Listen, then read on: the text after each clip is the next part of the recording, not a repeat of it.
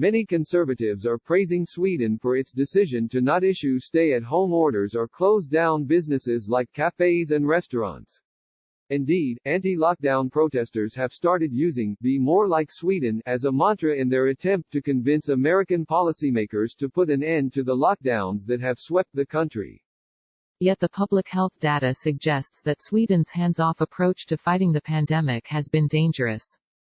The country's per capita death toll is among the highest in the world, according to a report by Johns Hopkins University earlier this month. It was also the highest of any country as of the week that ended on Wednesday. Last month, more than 2,000 scientists and experts across Sweden signed a pair of open letters that urged tougher measures and compulsory safety policies, with one of them telling Business Insider that she believes Sweden's current public health policies are immoral. "We are sacrificing old people and people with diseases," Professor Ole Kamp, a senior consultant in endocrinology at the Karolinska Institute in Stockholm, told Business Insider.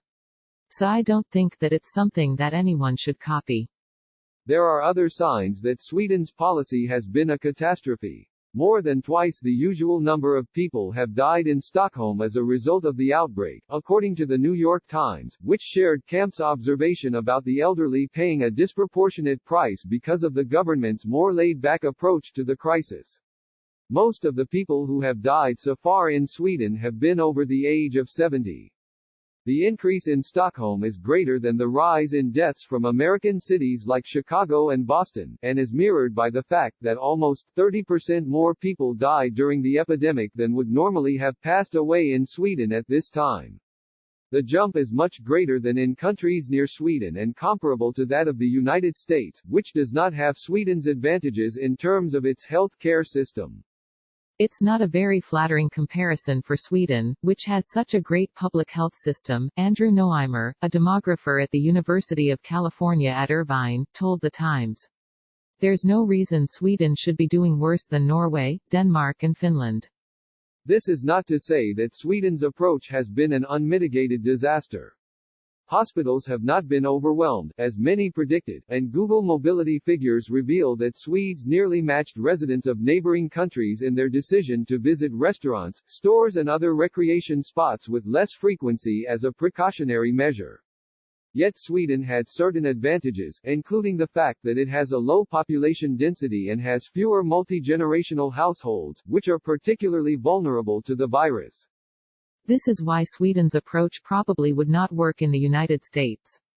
Indeed, a recent study published in the journal Health Affairs revealed earlier this week that social distancing has reduced the COVID-19 growth rate in the United States.